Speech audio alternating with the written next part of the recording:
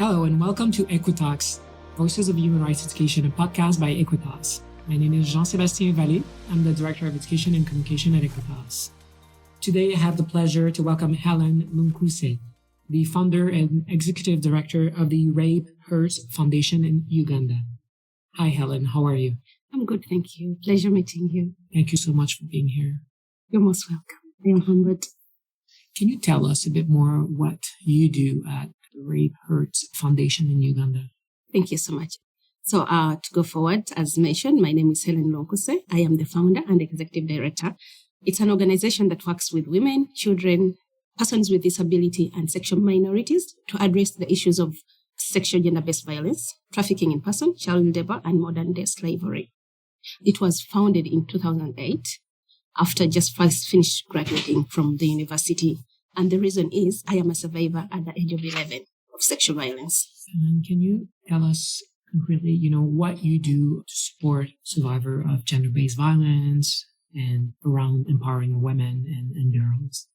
So Rape Hurts Foundation had a dream to make sure that every girl lives free, has a choice, has a consent. Because as a child who was defiled at the age of 11, I never had any consent. And on top of that, my own father wanted me to get married to my perpetuator because he believed that my dignity was taken. And this caused a division at home. So when I finished university with a few friends, we started the advocacy. So we thought advocating and people knowing their right will solve the problem. And we realized it does. Advocacy does. Creating awareness does. But there is a very big aspect of economic empowerment, cultural norms that are constraining these rights. For example, in my culture, some women believe that if they are not beaten, the husband doesn't love them. So such norms, such mindset is something that we thought to break. We break the cultural norms. We break the economic dependence of women. So Rape Hurts Foundation offers emergency response to survivors of sexual gender-based violence. With emergence, we give them shelters. We give them medical support, like until someone gets well treated. And then we give them psychosocial support. So moving forward, we realized that we need to do an element of empowerment. Rape Hurts Foundation brought in an idea of empowerment, whereby after we identify women that are struggling, we do a need assessment, kind of more survivor-centered approach, where we engage them into different hands-on skills. We have tailoring school. We have a tailoring school, a vocational school called Bucherimba. We have a solar project that is solar-powered, clean energy, so that women do not walk distance to fetch water. The water is into their homes.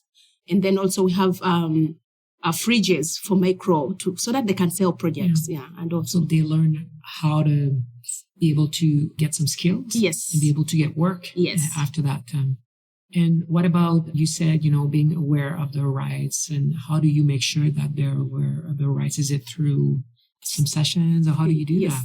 Yes, as I was saying, we create awareness through different projects. For example, as we are empowering them, we have psychosocial support groups whereby we engage these ladies to come and work with us, to come and take sessions, talk through what they're going through in life. During that time, we can have things like knitting, weaving, baking, as we are discussing, so that when you're talking about healing, you don't need to sit there and talk about it. It becomes painful. It's draining. So we engage activities. Yes, through activities. We bring these ladies on board, or other people, or the children, and then we start talking about this as we are creating a body lotion, what someone wants to do.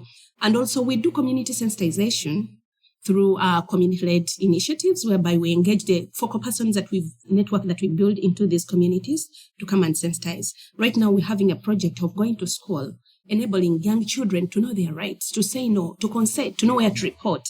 And this we are doing with different schools, and whereby we are involving both the teachers, the children, and every person who is working on this. This is great. It's amazing, Hellen, what you do. And you talked in your intro that you support women, girls, and also sexual minorities.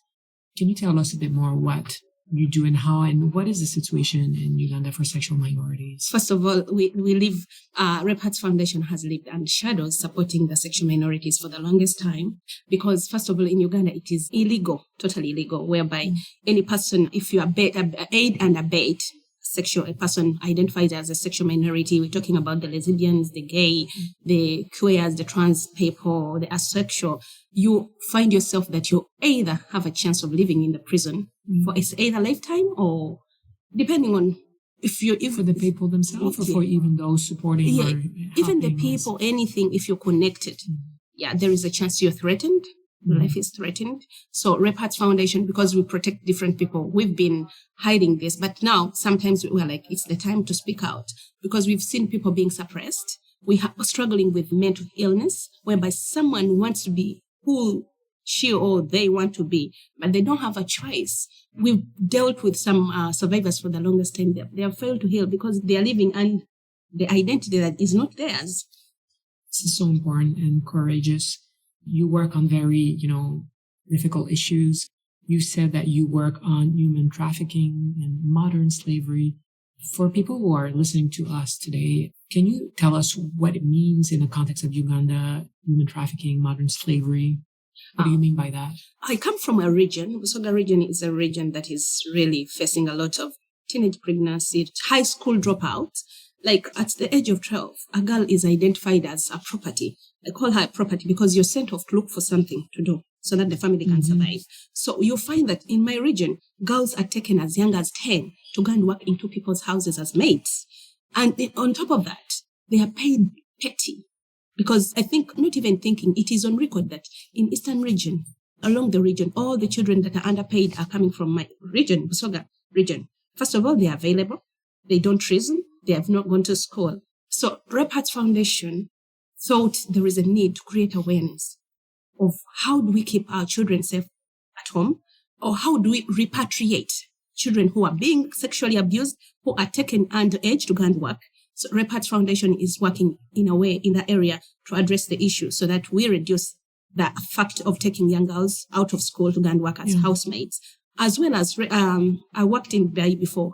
We, with the team of Rape Hearts Foundation, we repatriated girls from Dubai who were taken as sex slaves with the premise of getting either good jobs as waiters, waitresses. In the end of the day, they were being sent to the street. But because they never wanted the act, they asked for help. And I was among those people who repatriated them, got them better jobs, didn't get them better jobs, but I helped. I forced the factor. We called in the police and the police got the perpetrators and these girls were released. And right now we are also building another mission of repatriating more girls, over 25 girls from Middle East. Because, from Middle East. Yes, from the Middle East. They're sent abroad. Yes. Because legally in Uganda, this is, restricted and illegal, right? Or are you saying that the police is supporting you, and if the government or police is aware that this is happening, you can... The challenge we have in Uganda, what we'll say is exporting of workers out of the country. It's quite, I would say, big, what we call the big boys project. The big boys, we're talking about the majors owning the security companies that are taking people out. So the say of organizations like Rape Hearts Foundation becomes limited. But what do we do as Rape Hearts Foundation? We work directly with the survivors who reach out for support. And also we give our contacts that if you need any help, reach out. Yes, because there's systems that you can never break. We've seen cases where the girl comes back home without all her organs have been extracted. And what does this mean? She's not helped. She's denied treatment. On top of that, even the labor company that exported her is not in the know. And they're not even willing to support them. So Rape Hearts Foundation comes up to support such victims, such survivors, to empower them again, repatriate them into the society, give them social support, psychosocial support, among others. I'm with Hellen Lunkuse from the Rape Hearts Foundation in Uganda.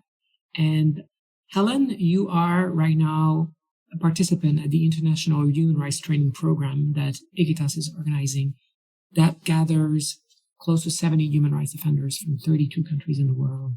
What is this program bringing to you and to your work, and what are you going to bring back to Uganda? It's helpful for you. Thank you so much. First of all, I would say, coming here, I thought I knew it all because I have masters in human rights from Makerere University, one of the good universities in Africa. But coming to Equitas, this training has enlightened me. I have seen voices that are suffering. but still standing. That makes me strong again, because sometimes I feel like I'm holding the heaviest load of my back, but then I realize, no, there are other people doing the same and they're still strong. And then also it has opened my new ideas of understanding the SOGI. I've been working with the sexual minorities, but I didn't know how deep it is. Then the intersectionality aspect of life. Like you deal with a woman, just on top, she needs money. Okay, she told me she needs a tailoring class. You'll do that, you provide that, gifts, but we do not go deeper. So what I have learned here is the survivor-centered approach and also understanding the intersectionality aspect of life, which somehow I wouldn't say that I ignored intentionally. It's something that I paid attention to, but not so deeper. And really, it's something I studied in human rights, but I didn't know the depth of this. This kind of non-formal education has really enlightened my understanding of human rights in all angles. I have learned different tools that I'm going to use, like the fishbowl. Yeah, we have the fishbowl. We have quinto approaches. So all these... Do you think what you've learned can also increase the impact that you can have in your community? Yes, of course, yes. I'm going to use these tools to make sure that at least the learning is different from the lecture kind of learning, telling people what to do. So you feel like it's going to be more participatory and engaging more than it has been before. And I believe that the survivor-centered approaches and the community-led projects that I've learned from here, I am going to use them. And surely I believe that the number from, as we speak right now, Repats Foundation has reached out over 800,000 women and above. But now, women and children and everyone. But now we believe the impact will even be more. That's amazing. That's truly inspiring. And you are an inspiration, Hellen, in what you do and what, gives you hope and what inspires you to continue your work. It's my mother. I have seen great people do great work because of my journey. Let me say, for example, someone has done a great work because there is an opportunity. Yeah. My mom never had that opportunity. She never had that opportunity, but she made sure we are people. She is that one person who married a tribe that is it's not a minority number, but despised. She was hated by her family. The side of my father, the tribe that she married, never liked her. So we were in a shamble. But my mom stood there and made sure she has even scars. She's turning 83 this year. She has scars. She fought battles with my father, with the relatives to see that I go to school, my siblings go to school. She made a system. She has broken chains in my village whereby everyone looks at her as an inspiration. I'm telling her, one time I was making a joke with her and I was telling her, Mommy, you should make a church here. People come for blessings. Because this is a lady who she stopped in P6, primary 6, but she saw her way out that all her children are empowered. I'm telling you, all of us at home, everyone has a voice. Even me, who was vulnerable, who was about to get married, she stood and said, for this marriage, I don't care who says what. My daughter is not getting married. She has to study. I remember even when I got intoxicated in my university, got pregnant, because in Uganda, abortion is illegal. My mom asked me, could you please keep your promise of making this world a better place? Because remember your promise. She told me, Hellen, I don't want you to ever go through what I went through as a woman. That is why I look at her as my role model every day. Every day.